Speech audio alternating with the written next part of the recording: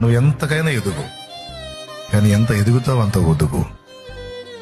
అప్పుడు తన్ను తాను తగ్గించుకున్నవాడు హెచ్చింపబడతాడు, తన్ను తాను హెచ్చించుకున్నవాడు తగ్గించబడతాడు. నేర్చుకోవటం అనేది ఎప్పుడు పోగొట్టుకోవద్దు నాన్న.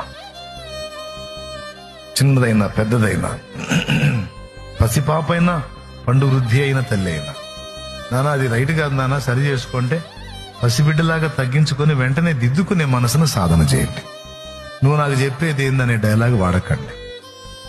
అప్పుడు దేవుడు నీకు అన్ని నేర్పడు. పొగరబోతుతనంతో నేను ఒకళ్ళు చెబితే వినను అంటే నీ కర్మగాలికి.